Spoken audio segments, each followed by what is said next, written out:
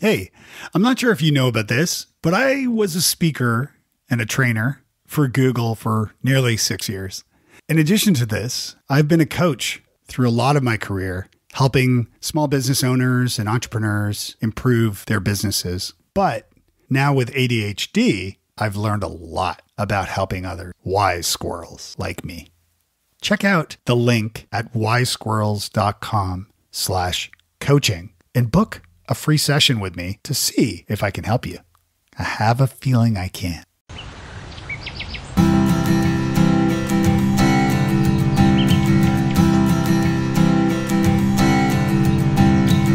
Welcome to Wise Squirrels, the podcast for late diagnosed adults with ADHD. I'm your host, Dave Delaney. Today I'm speaking with Chrisanne Nixon. Chrisanne Nixon is an ADHD coach over at CoachCanLLC.com. We covered a lot of great topics like imposter syndrome, hyperactivity, masking. We also talked about VIA character strengths. That's the VIA character strengths assessment, which Chris was kind enough to do for me ahead of time so that we could drill into my VIA top strengths, and she will break that down and better explain what those are.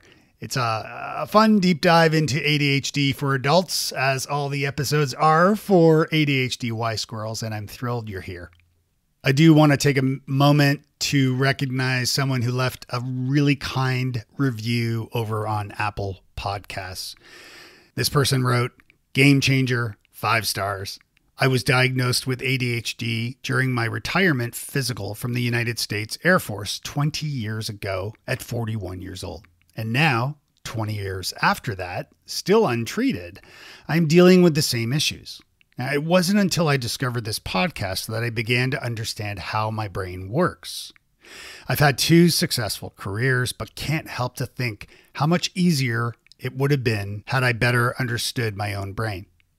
Many of the tools mentioned I've had to develop on my own the hard way.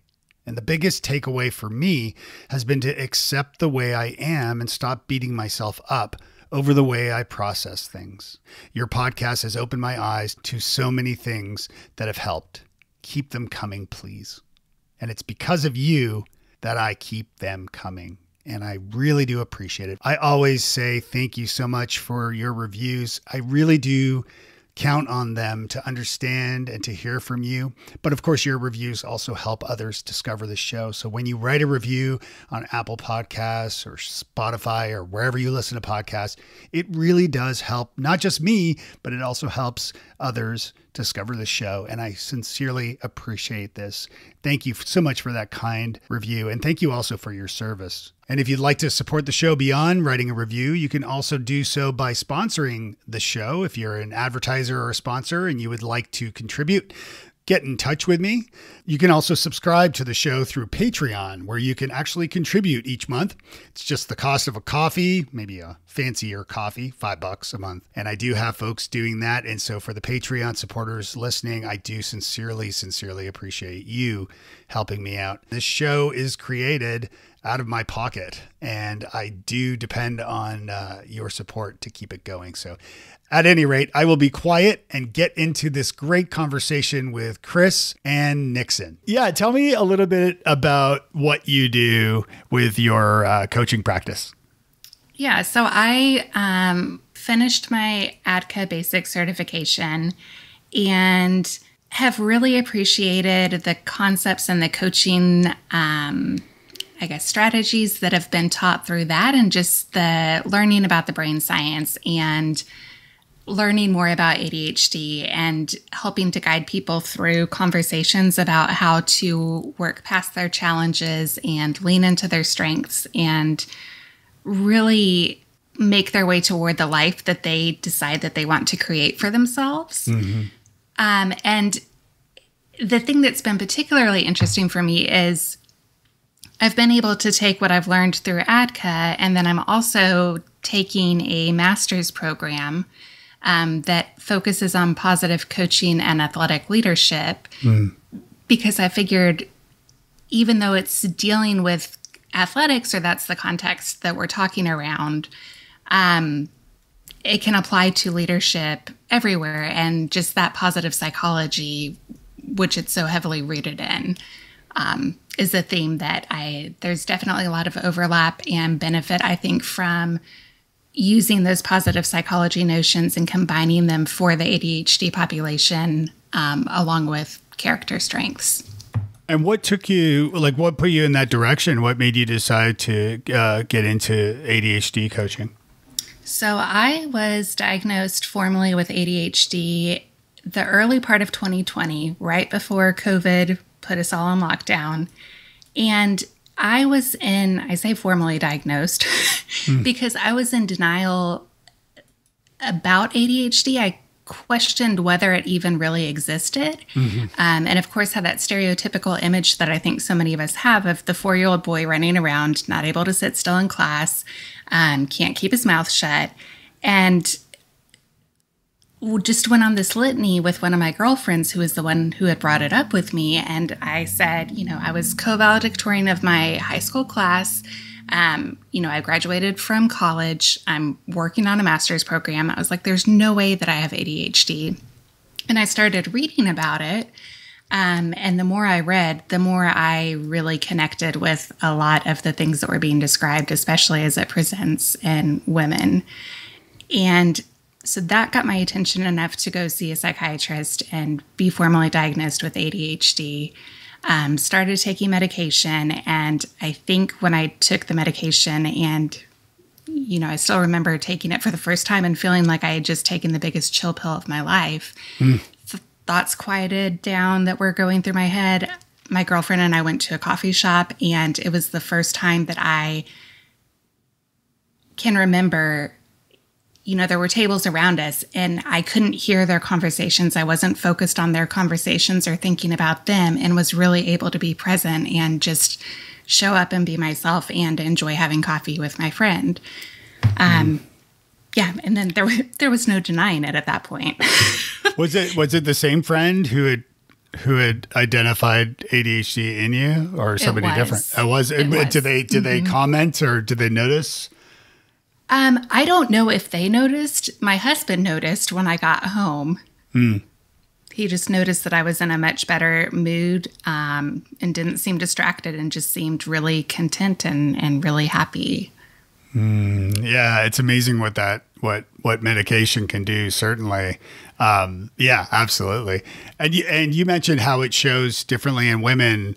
I've talked about that a little bit here on the podcast before, but I'd love to hear a little bit from your perspective of, how does it show up differently in women than it does in men? I think some of the things that I can connect with the most are that feeling of being an imposter. So despite the fact that I had worked in the same job for almost 5 years and knew that I was doing a good job, there was still this fear in the back of my head that one day somebody's going to find out that, I don't know what I'm doing, even though I did, and I'm going to get fired. And it's just this feeling of, you're the adult in these situations, but it doesn't feel real, for lack of a better word. It's kind of like always looking over your shoulder, waiting to be found out.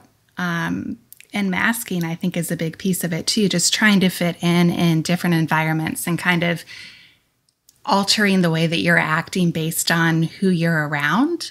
So that was a big piece for me, that rumination, and just, if something didn't go the way that I wanted it to go in a conversation or whatnot, just having that conversation over and over in my head and beating myself up and wondering, what I could have done differently for it to have gone better, in my opinion, or that perfectionism, that's a big piece of it too.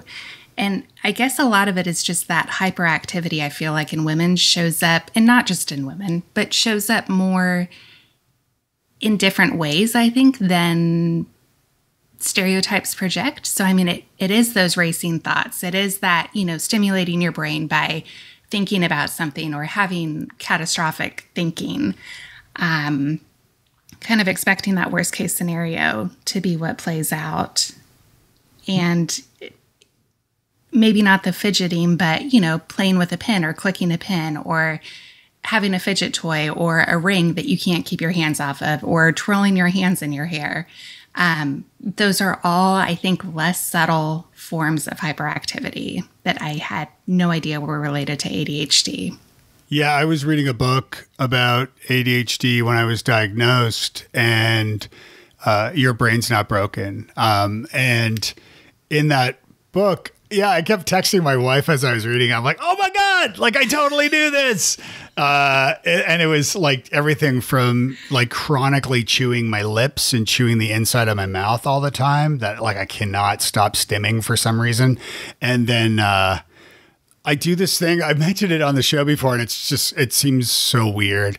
And it's just weird to explain, but I kind of like, if I'm wearing an old t-shirt, I wear a lot of cool old t-shirts, but like when they're really super soft, I kind of feel the fabric, and I'll do it like if we're sitting down having coffee, I'll do it like under the table discreetly. And I'm not like thinking about doing it or planning to be sneaky to have it under the table, but I totally do it all the time. Like I'm driving, I'm doing it right now. I'm like,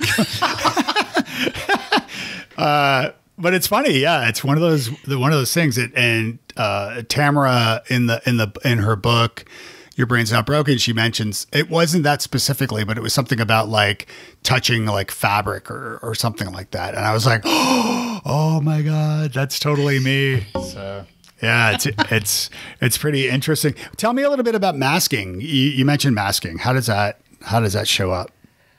I call it my telephone voice. And to be honest, I don't remember. In ADHD transparency, I don't remember if I came up with this term or if my husband came up with this term, but I'll be having a conversation, and depending on who I'm having a conversation with, my voice can be 1 to 2 octaves higher or lower, depending on my level of comfort in the conversation. Interesting. So does it go higher or lower when you're with like a friend over coffee kind of thing? It goes lower the more comfortable I am. Okay. Now I'm really telling on myself. All your tells. Yeah. We should play poker sometime. It's so like I do something that's along those lines where so I've lived abroad. I lived in Ireland and Scotland and the Czech Republic for a while. And I'm from Canada as well. So I live in the South. So I don't know if this is from ADHD, but it's not something that I've ever thought about. But if I'm speaking to somebody like that's, let's say they're Irish, I will start putting on an Irish accent, like subtly. Like I'm not like, hi, like trying to do, Lucky Charm guy or something. But I subtly, there's, and it's strange. Like if I'm talking to someone from Ireland or from Scotland, I might put it on a little, or even like, the maritime provinces in Eastern Canada are very Irish and Scottish. So if I'm, talking to, like if you meet people from Newfoundland, for example, they sound very Irish, and I have friends from there. So as I'm talking, it's weird. I don't know. I mean, for years I blamed it on the beer, but I don't know. Then it continued. Well, then it continued, and I'm like, I'm sober now, so I know it's not that. So I don't know. It's an interesting thing. And so you're based in Houston, is that right? Yes. Okay. And what is the world of ADHD coaching like in Houston? And the reason why I asked the question is I've spoken to some other folks about getting back to the Irish thing a little bit, but like about how some people from some places will not address, like they're against therapy, for example. Like I think of Texans as like, I mean, they're the most independent people of the country, probably, with like the every stereotypical sort of Texan thing, unless you're from Austin, and in which case you're just weird and also really cool. I love Austin. Am I don't know. Are you following my train of thought here? I am, for sure. Tell me about that. Like, do you find Texans less likely to take like psychological concerns, therapy, anything like that? Do they tend to take it more seriously, less, at all? Is it kind of the same? I would argue, and this is just my opinion. I don't have any evidence to back this up, but I almost view it as, from my experience, it seems to be more of a generational thing to a certain degree. It seems like those who are in, certainly I think it's probably being diagnosed, ADHD is probably being diagnosed more in children now than it might have been and in females. But I think really that population that's in their 20s, that's in their 30s, they seem on the whole just so open to trying things a different way and learning more about the ADHD and learning how to work with it. Whereas some of the older individuals that I talk to don't necessarily recognize that ADHD. And I'm sure some of it has to do with the stereotypes that we've grown up with, and ADHD really becoming something that's been diagnosed more often and that we've learned more about in the last 10 to 20 years. And, it's one of those things, even if you have ADHD, if it's not brought to your attention, like, your reality is your semblance, I guess, of normal, right? I mean, you don't know life any other way. And that was another huge, I think, aha moment, or so eye-opening when I did start taking medication. And, I'm not trying to hype up medication by any sense, but I was one of the ones. I'm very grateful that medication has helped me and just given me more room to address some of what's not working with the ADHD and the executive function skills. Yeah, I've found I've certainly found that to be helpful as well. Tell me about you're studying your master's in positive coaching, right? Or in athletic leadership. How does that play into what you're doing now? Well, I have really embraced the strengths approach to managing ADHD. And I don't even like that word, managing, but learning how your brain works and being okay with that, giving yourself permission to try things in a different way and figure out what works for you and doing that. So I think with the positive psychology, there is so much emphasis on positive emotions and being engaged and positive relationships and doing things that are meaningful and achieving and accomplishing things that you want to.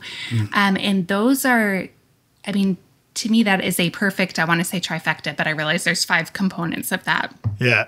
But it is such a key part in helping those ADHD symptoms to kind of disappear or not be as present. It's easier. I'm stumbling. No, you're good. It's an easier way to access, or we're coming from a place where it's easier to access what comes naturally for us, who we really are, and those ADHD symptoms that might trip us up in other areas just disappear. Yeah, that's interesting. To me, I was just diagnosed. I'm absolutely still learning the ropes, but I've done like a lot of different personality assessments over the years, and all sorts of activities to try to, quote unquote, kind of find myself and, figure out my strengths, my weaknesses, what I should do when I grow up. Still trying to figure that out. Yeah. So tell me, and the one you use is VIA, right? VIA character strengths. Is that right? Yes. Okay. So yeah, well, I know that's right, because you sent me one before the call.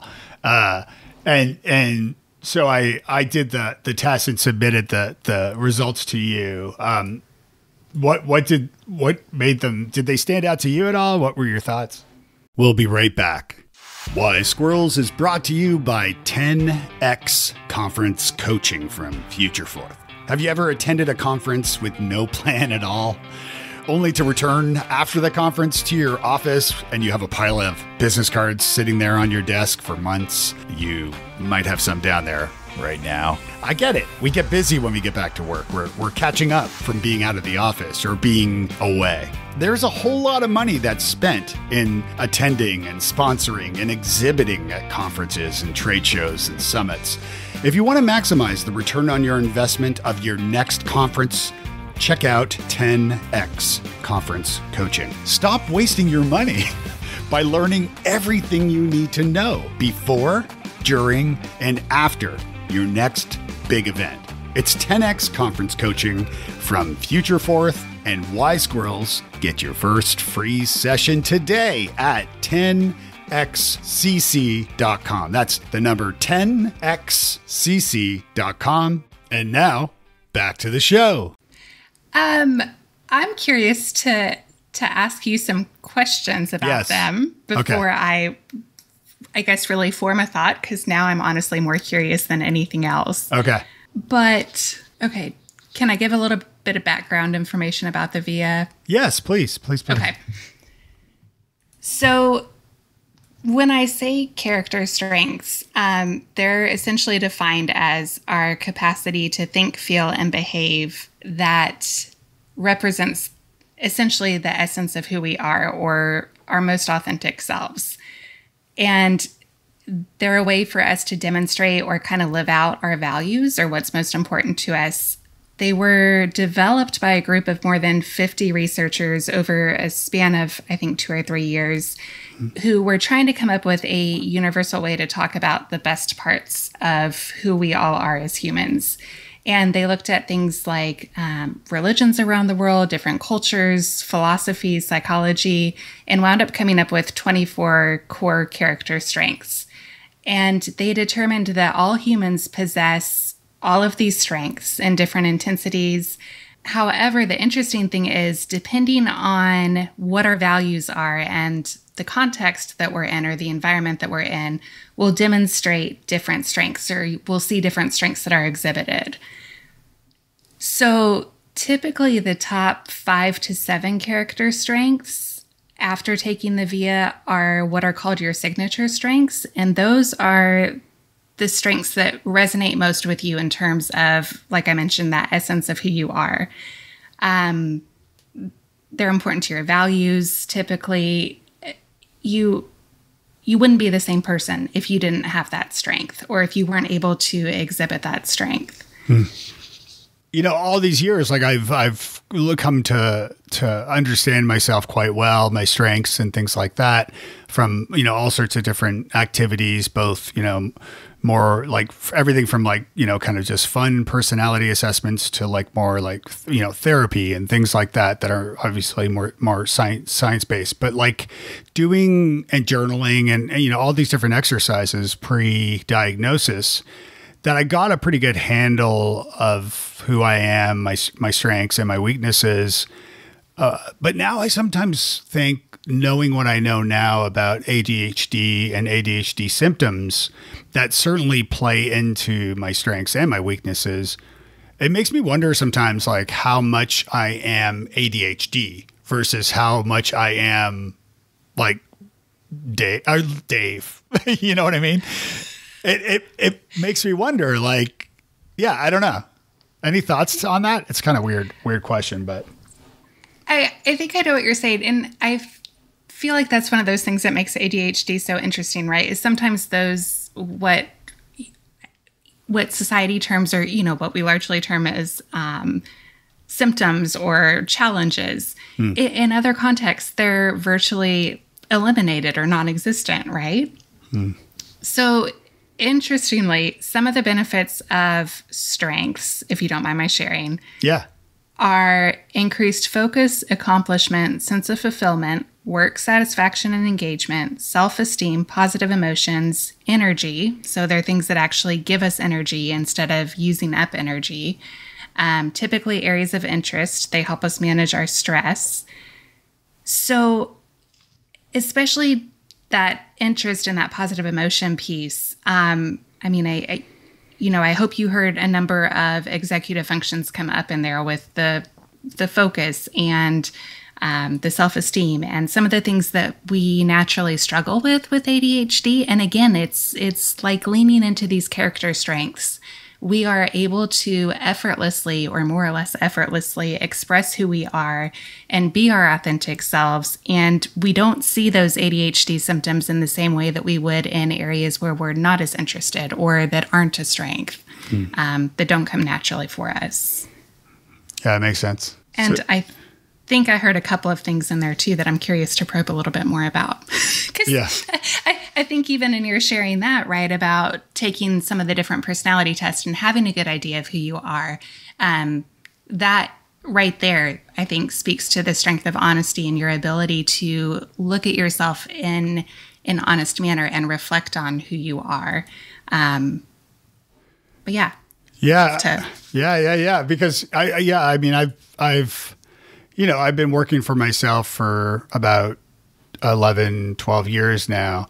And, as I've been plugging on the podcast, I created a new keynote presentation that I'm doing now about my diagnosis with ADHD, but also it's not just about that. It's about, really just finding yourself, and it's very much a motivational, funny presentation about, it's partly about ADHD, certainly, but it's also for anyone of any background. And I go through some exercises and tools and tips and things to better understand themselves, in part. So part of that is my sharing the results of my own Myers-Briggs and Clifton Strengths and DISC and Predictive Index and Enneagram. And it's really fascinating to see. And the one that you sent me here, VIA, it's interesting to see the commonalities between the results of all of these, because they are quite clear. So it's kind of cool that way. But yeah, let's dig into my results. Okay. So can we start with, because of course this is a survey, right? And your opinion is always going to trump what the survey says. But do you mind if we go through your strengths and just identify those that you would determine are your true signature strengths? Sure. Okay. So the first one was humor. Yes. Yeah. So you would say then that humor is core or essential to who you are? No, I'm extremely serious all the time. No. That's so apparent. Yeah. So yeah, no, humor is spot on. Everything. I mean, even, not just in my own, personality, which it certainly is there, but everything from like being a class clown in school, which now I think, okay, that also untreated ADHD. Hello. But then also, I studied improv comedy with Second City in Toronto and studied their whole program. And then I've performed improv all across, many different countries even, and taught many people communication skills using fundamentals from improv comedy. And then in addition to that, last year, because a lot of what the work I do is a keynote speaker. And so I've always been naturally a big fan of stand-up comedy. And really, I mean, if you want to learn presentation skills, the stand-up comics are among the best people to observe and note and study. And so last year I did 6 open mics in 6 weeks for the first time ever, the stand-up comedy. So long-winded way of answering your question, but yes, humor is definitely definitely up there. Well, and lots of evidence of that, so that's great. Yeah. Fairness was the second one. Mm-hmm. What are your thoughts on fairness? Does it feel like something that's essential to who you are? Yeah, for sure. Part of that, the underlying word there is justice, right, on those results. And certainly I do believe in treating people equally and in fairness. Absolutely. So, yeah. And I get pretty angry when I see unfairness in the world, or injustice, I guess I should say. Absolutely. That makes a lot of sense. There's been, I guess, some informal conversations that have been had.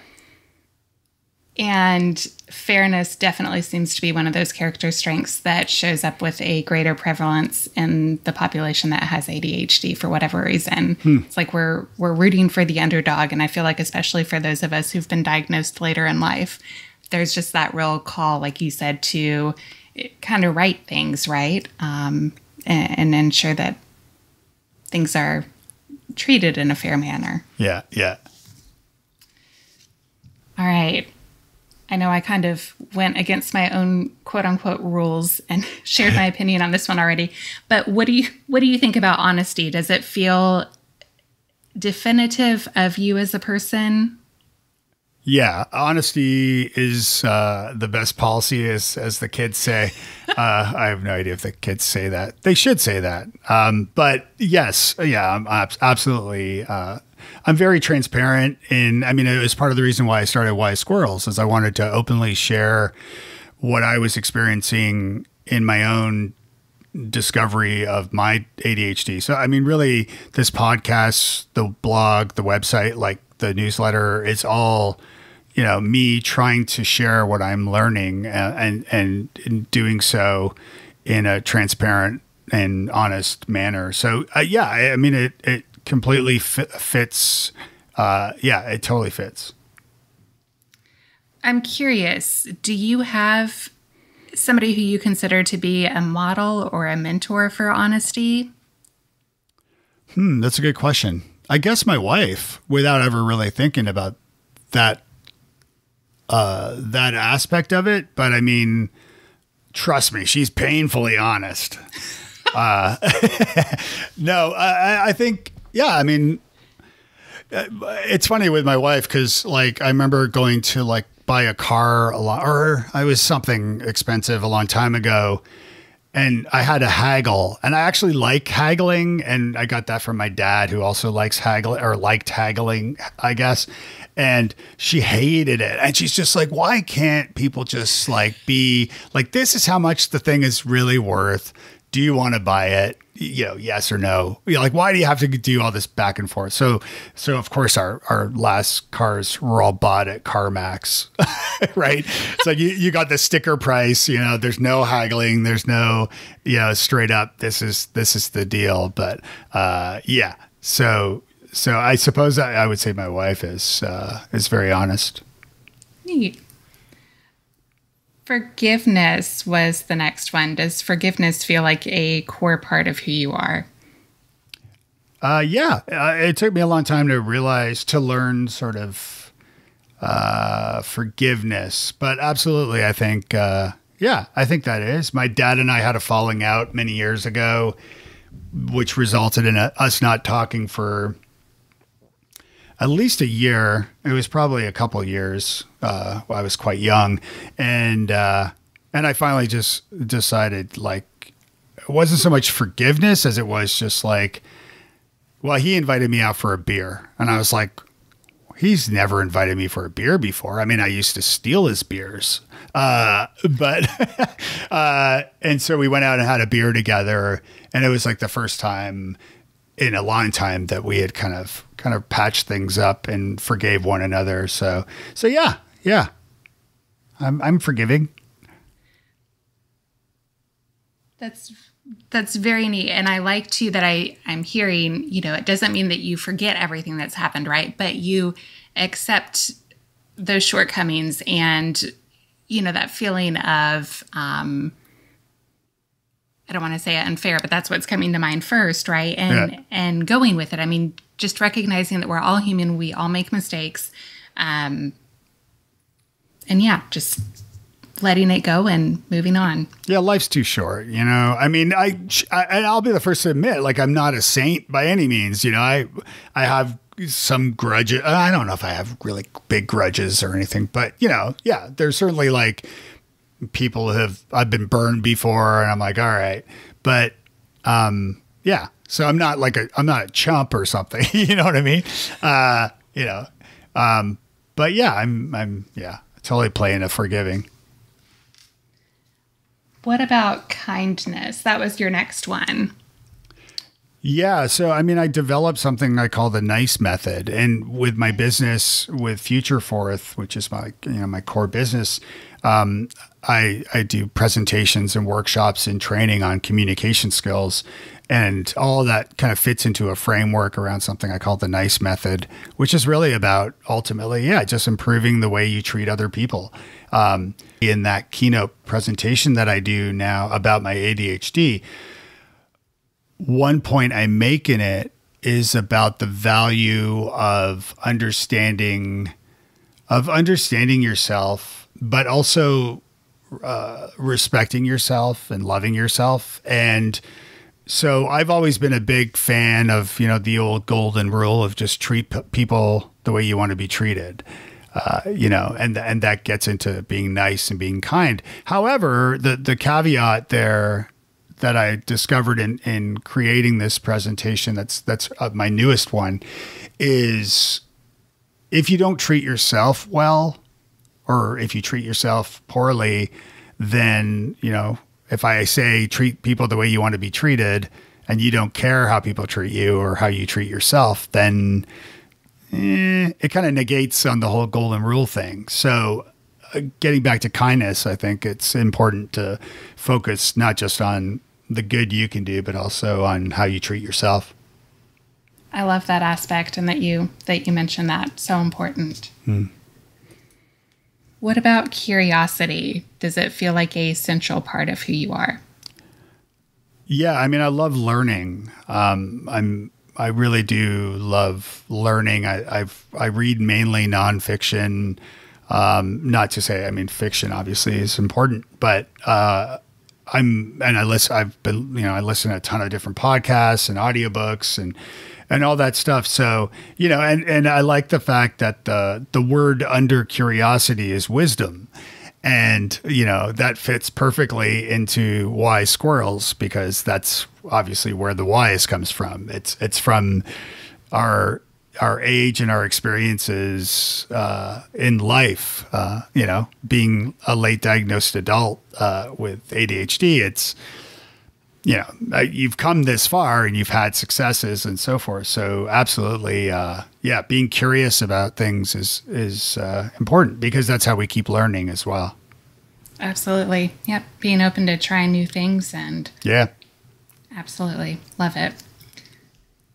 Social intelligence, being able to read other people. What do you think about that one? Does that feel like a central part of who you are? Absolutely. I wrote a book called New Business Networking several years ago. And I've always had a deep caring really for networking but doing it the right way, like not the icky networking events where you have paper cuts from people whipping business cards in your face, or that you just want to go wash your hands and shower and just you feel gross afterwards because it was just icky. Not like that, but I think when you're networking, you need to be able to read body language. It's something I speak about a little bit, and just understanding different personalities and approaching life more empathetically as well is a big part of this too. And so, so social intelligence totally fits. Okay. And I'm hearing some curiosity in there too, even as you're talking about the networking and kind of how you approach different situations.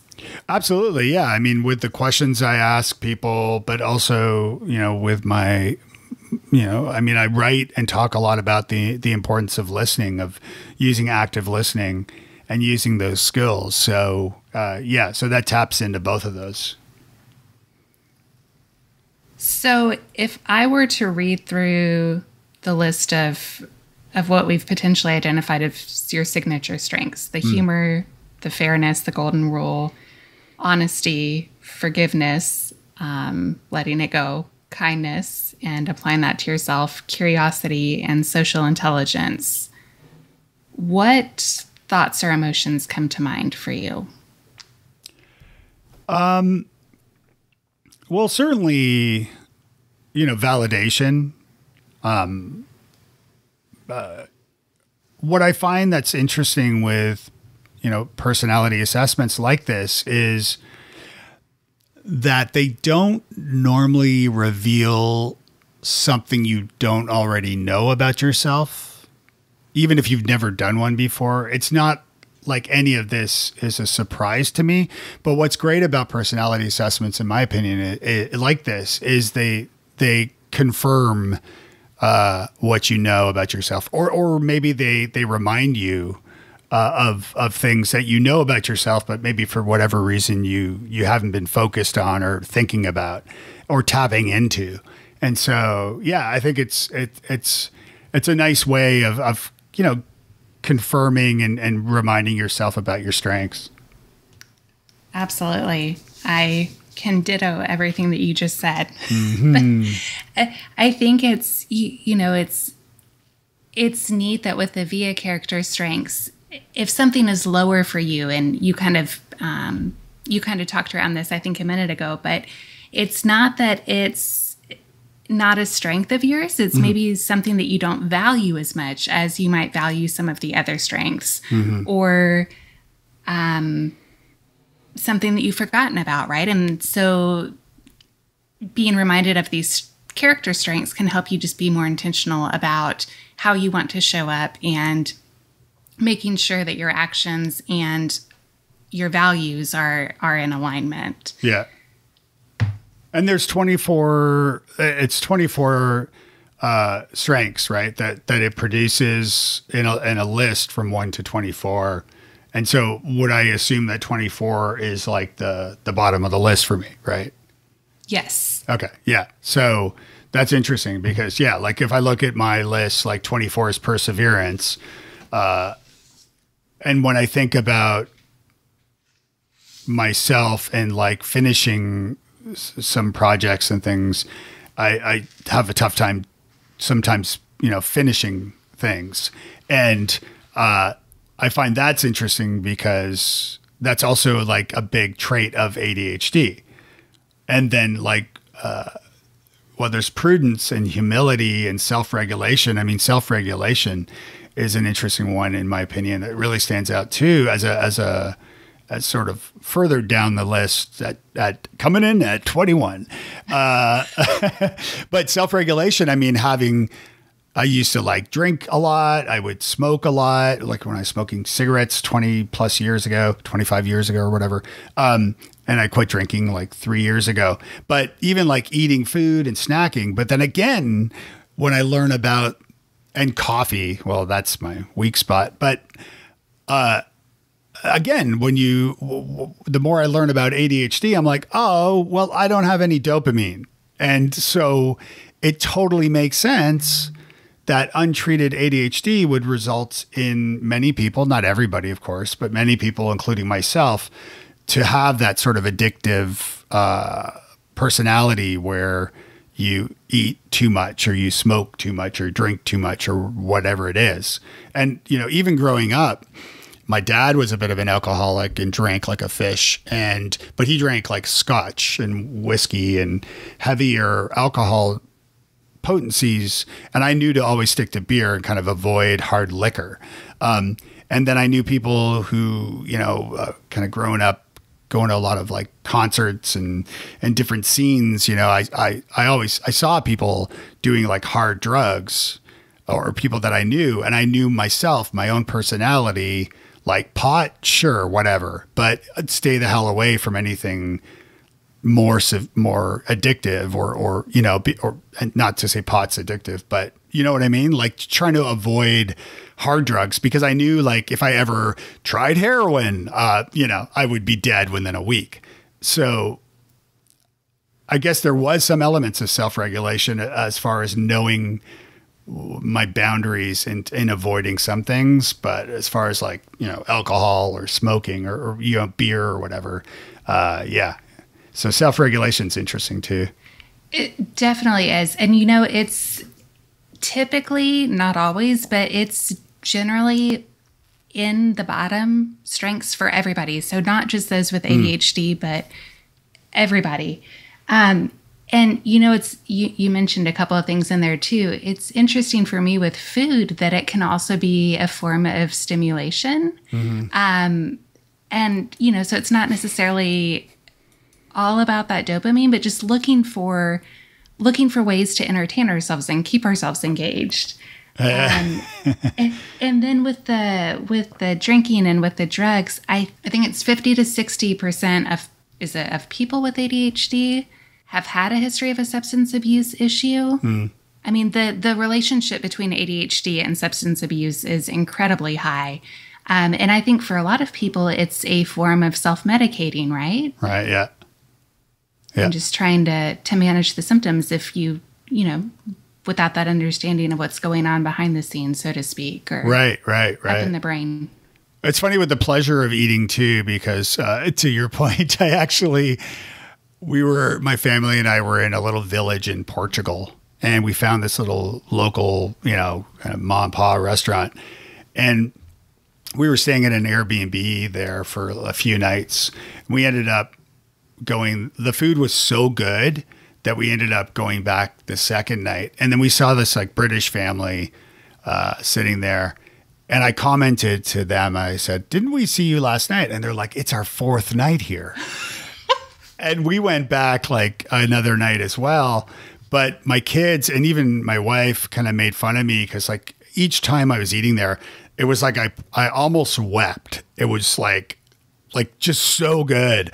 And of course they're like, "You're just the cheesiest person we've ever met," which is fair. That's true. But man, that food was so good. So anyway. Well, I'm curious too. So when you are able to use your strengths, so when you're able to lean into that humor and that fairness and being honest and whatnot, if you think about the effort that's involved in doing that, how much effort do you feel like those things take? I'm sorry, how much effort does it take to be which? To be funny or to be fair or to be honest, to express any of those signature strengths? No, it's just, it's more difficult not to be funny.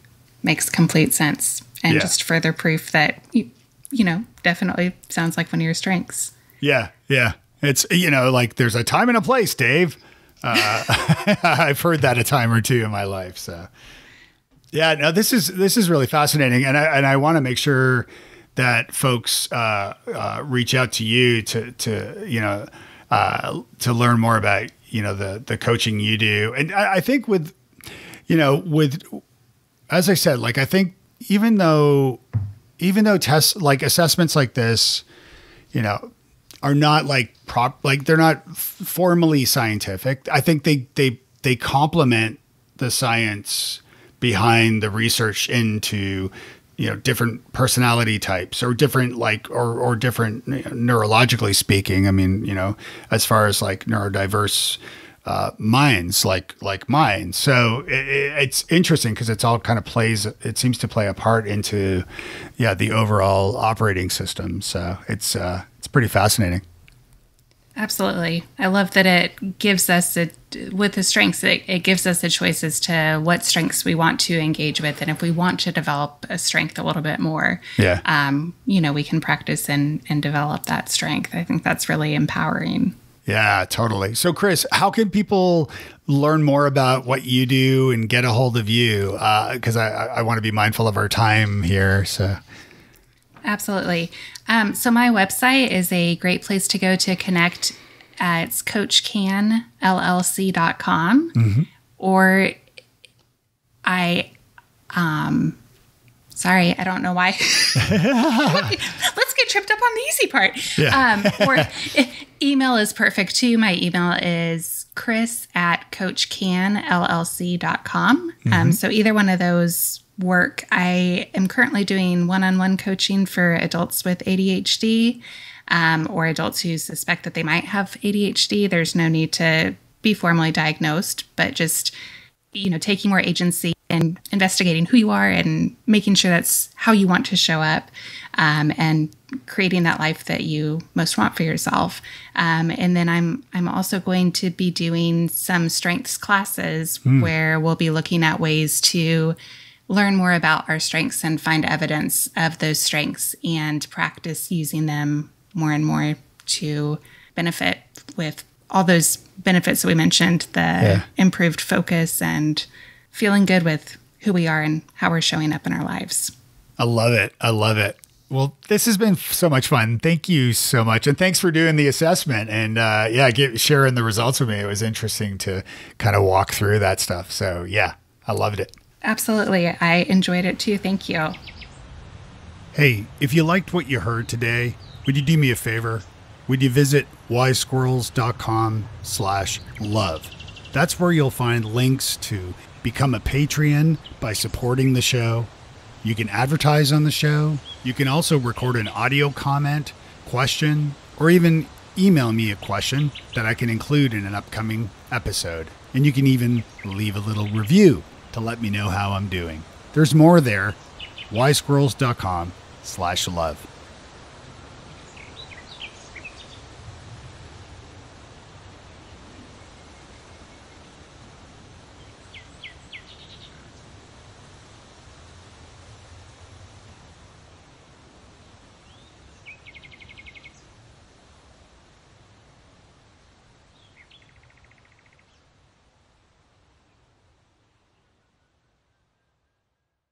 Hey, I'm not sure if you know about this, but I was a speaker and a trainer for Google for nearly 6 years.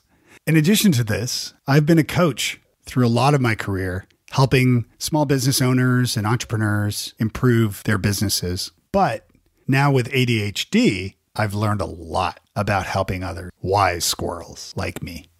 Check out the link at wisesquirrels.com/coaching and book a free session with me to see if I can help you. I have a feeling I can.